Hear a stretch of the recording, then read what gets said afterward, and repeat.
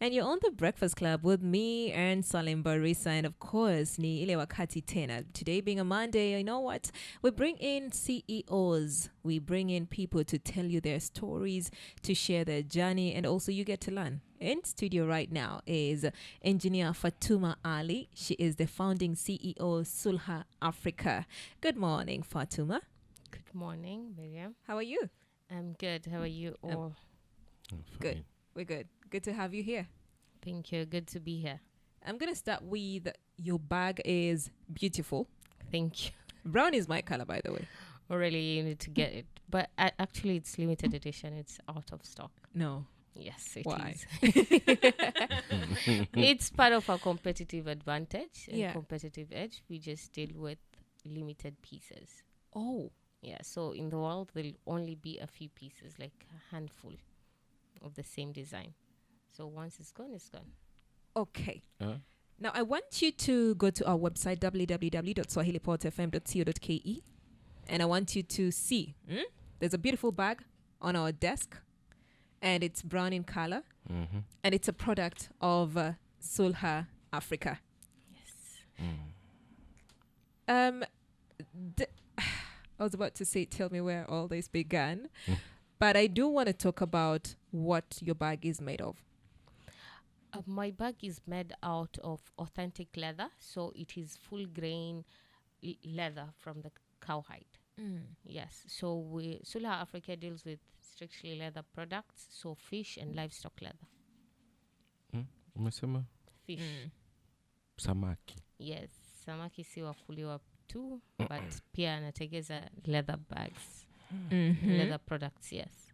All right. Now, just a bit history. She is a petroleum and natural gas engineer. She's passionate about environmental sustainability. And she also founded Sulha Africa, a social enterprise on a mission for sustainable to sustainably elevate your style with celebrating African heritage as they work towards UN SDGs. How does your product help when it comes to environmental sustainability? So, and why did you see the need to get into that? Okay. Those are very two deep questions, I would say. Yeah. So I entered into the field of the leather and to increase sustainability, because sustainability is actually an African thing. The white man put a white name to it, and now Africans are being taught how to be sustainable. So what Sulha Africa seeks to do, it is to offer an African solution to global challenges. One of them being the environmental sustainability is a big thing. And Africans, despite being the least pollutive of a community or a continent, were the ones at the receiving end. So basically, I want to incorporate African cultures. I always say this thing. Mkenya anunui nguo ya kuketi ndani ya nyumba. You buy a piece of a shirt and you wear it outside, you go to work. Ikichapa unaenda nayo out, ikichapa unashinda nayo kwa nyumba, ikichapa unalala nayo, ukichapa inakuwa tambara ya deki. Like there is that circular model. Sisi tunaona ni maskini, but it is actually circularity. And it is sustainable. But we were shamed on doing it. Sasa sisi, we need to take ownership of that. This sustainability is an African thing. We've been doing it, and we need to keep doing it for us to survive. You know what? Let the other communities learn from us. Let them take a page from our own books on how to be sustainable. I want you to delve more in that, because you've said sustainability is an African thing. Yeah. Break that down. Nothing goes to waste. Yeah. So sisi tuko pwani, there's a coconut tree. Yeah.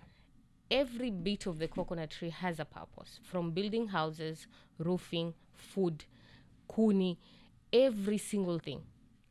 Sasa, if nothing used to go to waste, why should we let our skins from the livestock go to waste as well? Because to be honest, we still need bags, we still need shoes, we need belts, we need wallets for us to keep thriving as a community and to live the lifestyle that we're living. But if we need to go ahead and import from other industries or other countries, or even feel the need to create whole new products, because the alternative to genuine leather is faux leather or vegan leather. hii ni plastic based. It's from the petroleum industry. It doesn't last very long. Ni zile ambazo unaona mtu anakuambia hii ni leather, lakini after some time inaanza kubambuka. That's not leather. Okay.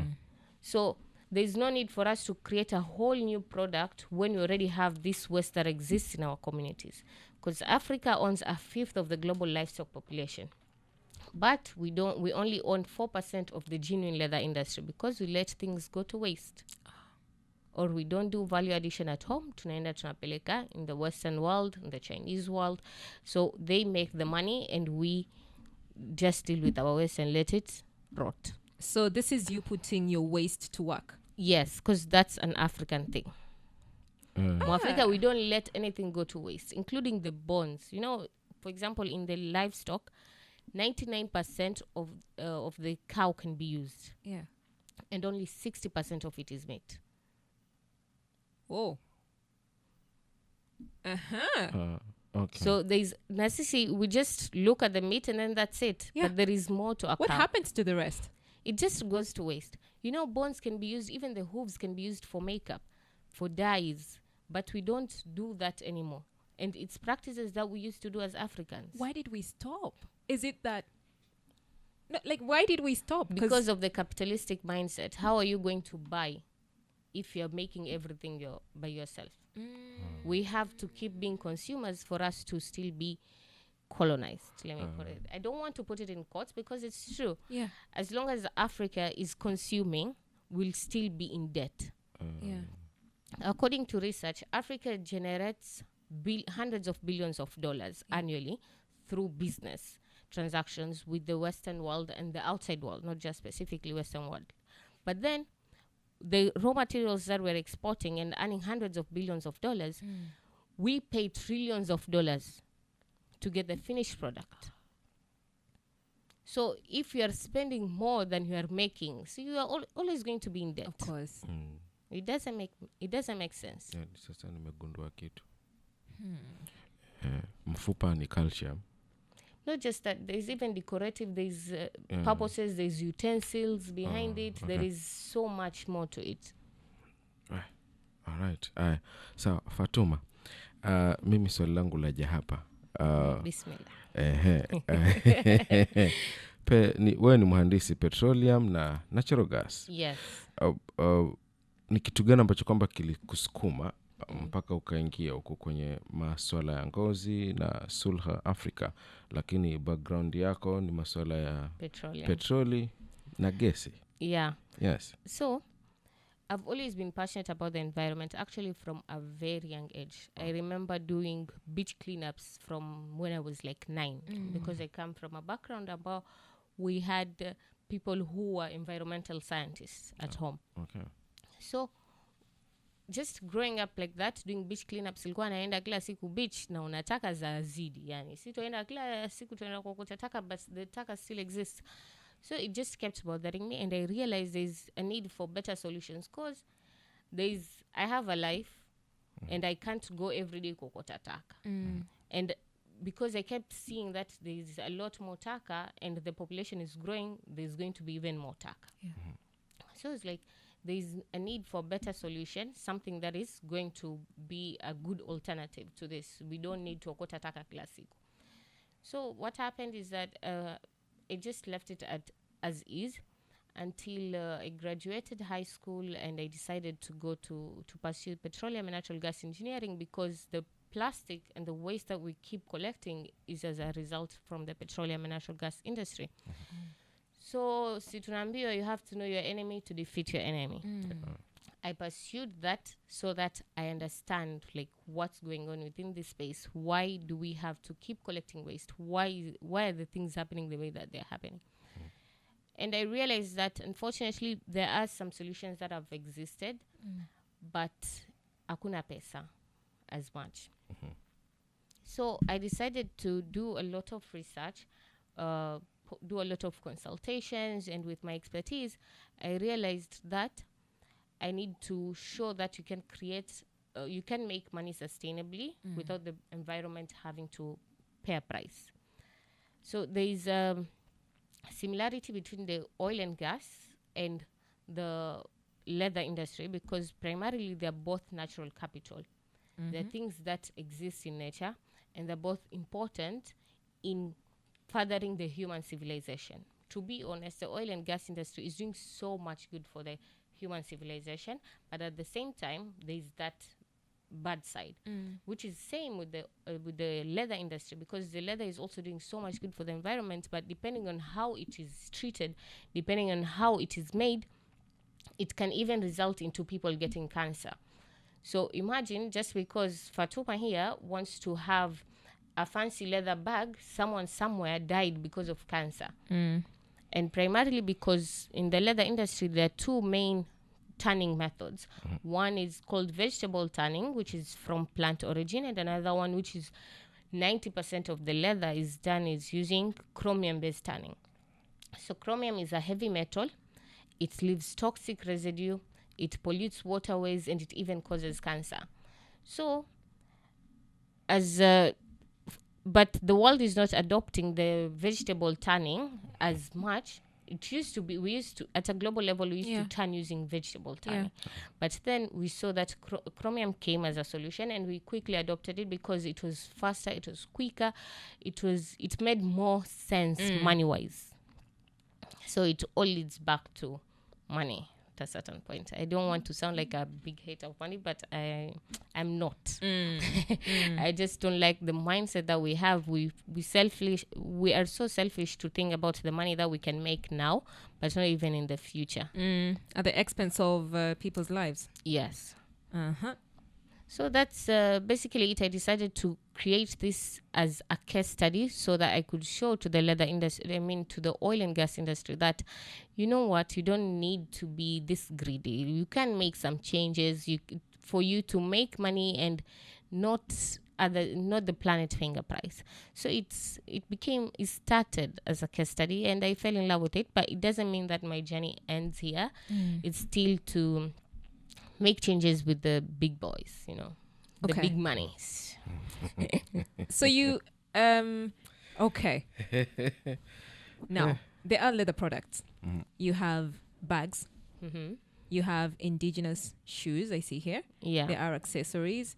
There's furniture as well. Yeah. We tried to incorporate that, but then at a certain point, we realized that we want to be as sustainable as possible, and we couldn't really follow the we really couldn't follow the supply chain very well to ensure the sustainability angle. This is Kenya. There's a lot of things that are done that you can't really certify. Is it really sustainable? And also we decided to put that on hold until we get things right, because we don't want to say we're sustainable and we're trying to be, but then at the end of the day, we are also facilitating the illegal deforestation. Okay. We are speaking to Fatuma Ali, engineer Fatuma Ali. She's the founding CEO of Sulha Africa. We want to know, when we get back, how sustainable is this for her business? If you get any questions, 0700917917. Good morning. More on the high end side, but it's something that our goal is to make sustainability accessible. So a lot of consumers, a lot of businesses, they want to make the sustainable choice, but it doesn't make economic sense to it. It's not fair that you expect someone who's even struggling to get some things done, like the basic responsibilities done, and you tell them like, hey, you're not really sustainable until you buy this bag of mine, which goes for this certain price. So we're innovating with some experts on a way on how to make vegetable tanning quicker, so it can be more affordable, to translate into more profits for us, so we could then cut down on our costings that we pass down to the customer at the end. So the production cost is a bit high. Yes, I would say so. And in addition to that, we try to be ethical. So we work with the production facilities that pay well enough for the consumer, for the workers, for the artisans. You don't want to position yourself like those other countries that are known to be taken advantage of by the capitalist world, in terms of they don't pay them well enough. There's some production facilities in the world that the artisans even have to live inside those in workplaces. factories, So we don't want to be a sweatshop. we want to ensure that everyone is paid fairly, and everyone, not just that, we're also ethical. When someone is sick, we try to be understanding and just give artisans the opportunity to live like decent human beings. So that typically would translate into higher costs. And your customer base, where would you say most of your customers hail from or rather come from? To be honest, earlier in the business, our customers mostly used to be from Nairobi. So and local Kenya market generally, but mostly within Kenya it would be Nairobi, because we have to admit Nairobi people have a higher purchasing power. Unfortunately, we all know about what's going on with the economy right now. Like the people say, Ruto has rutified the economy. So unfortunately that's the case, and generally it has resulted into a lot of consumers shifting away from pursuing luxury products, or even thinking the thought of investing in a bag, the thought of all that seems too far-fetched for them at the moment. So we've had to shift our business model. So locally, we work with businesses. In Kenya, we work with businesses if they have an event, they want to do some corporate gifting, if they want to do a team building, team gifting, those type of events is something that we work with. Even schools right now that they want to incorporate school bags into their uniforms, all of that, we work at the local level, we work like that. But at the international level is where we work with direct to consumers. So Fatuma, hapo mimi nina swali. Ni kwa sababu umesema mazingira ya kiuchumi nchini yamesukuma kwamba uweze kufanya na mashirika kikazi zaidi kuliko mteja moja kwa moja. Unaona ni kitu gani ambacho kwamba sasa hivi kinaweza kikabadilishwa hapa nchini ili ukamrudie ule mteja wa moja kwa moja kuliko kufanya na mashirika? Kitu gani? Kuna mambo mingi. All right. First of all, we have to, because the consumers in Kenya are educated, actually. Consumers in Kenya wanajua kwamba this is what is environmental friendly, even at the mashinani level, because they practiced it culturally. And not just at the mashinani level, even us, like we have that cultural consumer mindset of being conscious consumers. So what would need to happen is the government listening to us. So I believe the political instability at the moment, and there's a lot of tension and all that. There's the need for the government to listen to us, to create employment opportunities so that people can earn money to make conscious choices. So there's need for employment, there's need for the political unrest to rest now. Don't musicheze akili, because even at the international level, there's some businesses that are interested in working with us, but they're like, hey, we don't know how it's going to turn out. There's a lot of uncertainty with what's going on in Kenya right now. So you know how a lot of brands, for example Zara, is getting a lot of products done in, let's say, Pakistan and in China and all of those countries. So it's a model that we were looking into, and we approached a few businesses, but they are interested, generally the story, the production, all of that, but they don't want to invest working with us at the moment because of what's going on in Kenya. Because what if they invest and then, or we start something going, we get something going, and then then things happen, things are done because they're not happening by themselves. Ni binadamu that they're in government, they're in these positions of authority and power, they're showing us their power. So political instability is hurting your business? Yes, very much so. Because political instability has even led to a lot of people losing their jobs. And in addition to that, a lot of people are actively saving right now. They're like, we don't know what's going to happen. There's that at a certain level as a Kenyan, you feel so insecure about what's going on. You're like, where are we heading as a nation? Where are we heading as a country? Does this mean we have to kusanya pesa zetu just in case we need to flee, just in case we need to seek refuge somewhere? Because to be honest, it gets to that level. Oh wow! So you pretty much, you do not know. Like nobody nobody knows about tomorrow.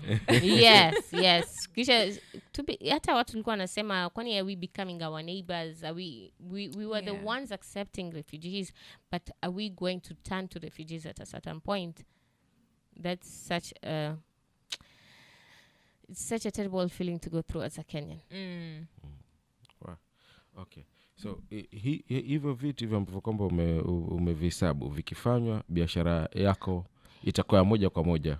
I believe so. At the local level, yes, I would believe so. And even there's the aspect of proper access to financing. Okay. So there's a huge divide. When you're starting out, the people who give grants, they give investments of 100,000, 200,000, and then it just skips to millions. So there is that startups at that when they need like a few millions, they need something in between. It's difficult to access it. They're not really a lot of options, let me put it that way. So for example, there's even an organization that was interested in supporting us, but then they're like, oh, you need to be making at least like 10 million Kenya shillings a month for us to support, because their ticket size is big. They invest in $1 million worth businesses. So they need you to make your products in bulk? Not really. Or sell? That's monthly profit. So for me to access some certain fundings, you need to make a lot of money to begin with. And then the funders that are available at this local level wanna fund pesa kidogo. So there's a huge divide in like ticket prices. Because how can a business that is currently to say securing grants of 100,000 and then unaambia we love what you're doing but just earn 10 million monthly, kisha sisi tutakupatia these other millions for you to put in your business. But you're just starting? Not really. I'm just speaking generally. Because for me, I am 2 years in. Yeah. So mtu an organization, they fund like 100,000, 500 hiyo mwanzo, and then wengine wana fund millions and millions, like 100 million sometimes, yani. But then you have to have earned, I don't know, pesa nyingi sana. Like there's that huge divide. Okay, so let me understand this. You have to have made a couple of millions, right? Yeah. A few millions. Now, for you to be able to make this, that is on your sales. Yeah. Right? So meaning you have to produce more? And have a huge capacity. Yes. And then you need funding for you to get that capacity. And for you, ni kama ile job application, nakwambia, oh, you need experience to get hired, but no one is hiring you to give you that experience. So you need funding, you need money to make money. Shilingi inagonga shilingi mwenzake. Waswahili tunasema hivyo. Sasa shilingi inagonga shilingi mwenzake, lakini huna shilingi nyingine. You get? You don't have mahali ambapo kwamba utapata pesa kwa wingi. Yes, so that you can facilitate this big orders and like get to the 10 million that they're asking for. So anakwambia, oh, I have money, lakini wenda katefute yako. It's true, you have to tefuta mwenyewe and all that, but then for you to grow to a certain level, you need a lot of money to grow to that level. Wow. No maana watu wanasema ukiwa kwa wallet, hata kama no matter how broke you are, usiwe pesa yote. Wacha hata kama ni shilingi 50, wacha hata kama ni shilingi ndio ite shilingi nyingine. Ikiwa empty pesa hizi, yani you need money to eat money.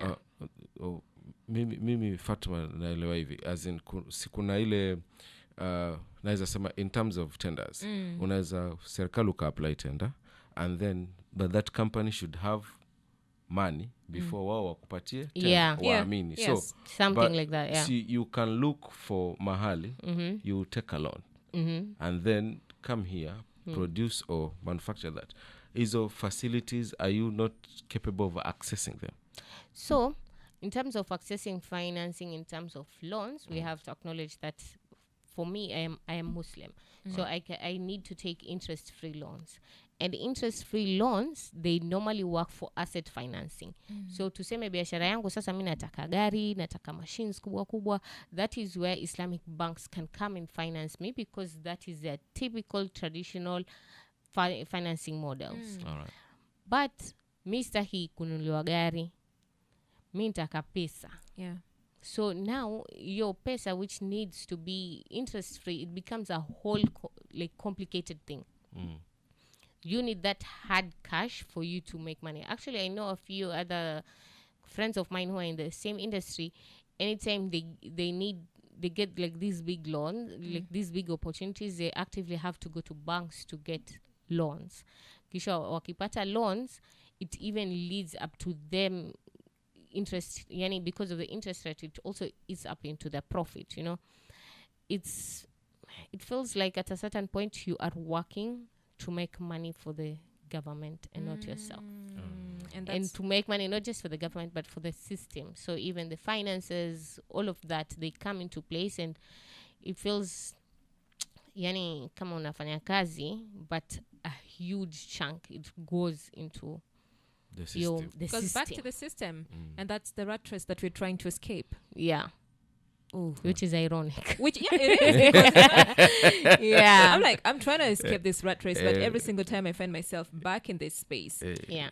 I like what you're saying, because you're saying that it's all not rosy. Yeah. And it doesn't really have to be, because that's what I would say would make the journey worthwhile. I believe that if we are not having problems in this world, then what's the point of having heaven and paradise, Like, you're not desiring anything, everything is going your way, and you feel like everything is just easy peasy. Like, really, what's the point of it? Like, why are we in this world if we're not meant to go to heaven and like enjoy life fully? Yeah. So this life is not paradise, it's not meant to be, so we're supposed to have these problems. Great. What do you see for your business in the next 2-3 years? For us, I would say creating a lot of employment opportunities, because that is where value is. So when you create impact, not just for yourself and your family, but for the community at large. I wouldn't say I'm a Kenyan patriot. I am an African patriot. Let me put it that way. Because the borders are not drawn by us, and then nothing that we did as Africans to demand these borders, and this is what we wanted and all that. So for me, I am a child of Africa, and I see a better future for Africa. So let me try to get into the numbers, and maybe that would inform you and the audience of where we want to be. So Africa owns 1/5 of the global livestock population. Okay. The leather industry is worth over hundreds of billions of dollars. Kenya alone, we are the 3rd largest livestock holder in Africa, but as a whole continent, Africa owns only 4% of the leather industry, because we don't do value addition at home. So realistically speaking, we're supposed to earn at least 20% of the leather industry at a global level, but we're not. So for me, I see Sulha Africa creating that African solution, not just within us, but beyond us. So one thing that we're actively doing is even helping other people enter the leather industry by being consultants. So we're working with an organization in Laikipia to help them out. And if even you as the audience, you want to create your brand, you don't have any machine, you don't have any facilities, you don't have any expertise, because that time I don't know how to shona and all that. You want to start your own brand, feel free to reach out to us, and we will definitely help you in pursuing that industry. We want Africans to do value addition at home, not just within Kenya, but at a whole continental level. And we see our value and our growth through the growth of others as well. So there's a lot of money and not enough people in this industry. So once you ask me, like, where do you see yourself? I do see myself creating that impact. Good. I do see myself making that money with others. Because right now, I have a lot of competitors who are actually my friends. The people, once they get orders, actually I work with them. I'm like, yo, I have this, let's facilitate it, let's work this out. Because it makes more sense that way. Growing ukienda peke yako, what's the fun in it, you know? Tuseme hata ukiwa mdosi, let's say even at a personal level, you have your group of friends. You're the only billionaire in that space. Well, so you want to go to Maldives, you want to go wherever you want to go. Are you going to go alone? It's either going to go alone or you would be generous because you have to take your friends. Lakini then you'd feel like, oh, my friends are using me. But you put yourself in that position. You did not uplift them. Yeah. Sasa kama mimi, I want to enjoy money, but then I want to enjoy it with fellow Africans. So if you want to pursue the leather industry in any shape, way, or form, if you want to set up a tannery, if you want to create your own brand with logos, designs, everything, do reach out to us. And we do work as consultants, actually, to let you enter that space. All right. That's good. Now, how do they reach out to you? We do have our Instagram, Sulha Africa. So there is Sulha_Africa. There is TikTok, Sulha Africa with a K. Because the C is not yet. Mimi, I'm very, very African. So African ya Africa ya K. Yeah. Africa. Africa ya K. Yet too. Yeah. Ah. So there's the Africa with a K, and there's also our website, sulhaafrica.com with a K, of course. Yeah. Before we wrap up, I don't know if we are wrapping up. Yes, we are. I'd love to say something about you mentioned the indigenous shoes. I forgot to mention is that, so there is these shoes called Makubadhi ya Siu. Siu is an island in Lamu. So Makubadhi ya Siu, they were invented long before the coming of any foreign civilization. So before coming of Ibn Battuta, before coming of any other foreign civilization, it was purely the Africans on the East African coast. That community used to be called the Wangozi.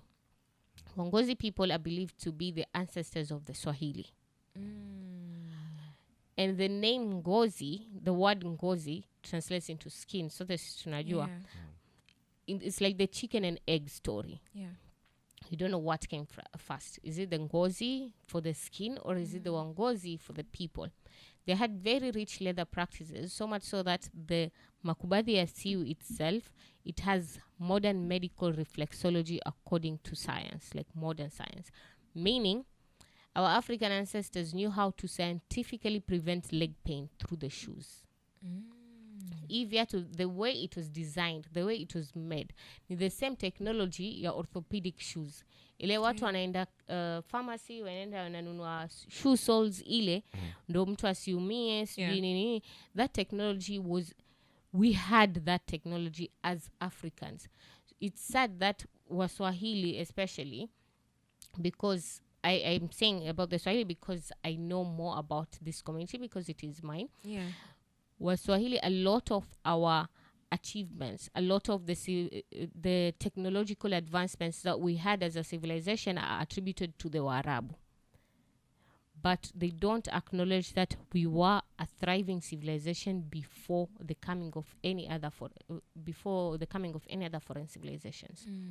We were our own independent kingdoms with technologies, weaponry, architecture, and everything in between. We didn't need to hatukuletewa kitu from, yani kila kitu hatukuletewa na wengine. We had our own things going on. Yeah.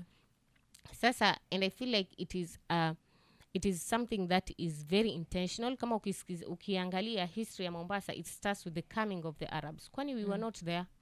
We were not existing. Yeah. As Africans, we were existing, we were thriving, we were doing what we were doing. Like, ilikuwa ni maisha yetu tunaishi, we were thriving, we were doing whatever we wanted, all of that. Now, no one would come and do business with someone that had nothing of value to bring. Yeah. Misi, nisingekuja hapa if there's nothing that I'm going to get from this conversation. Yeah. If this that's human nature. Huwezi expect Mwarabu atoke kokote ambao wametoka, Persians wametoka kokote ambao wametoka, they go through oceans, risk their lives just to here. come for nothing. Lazima they were getting something. And a lot. There are resources.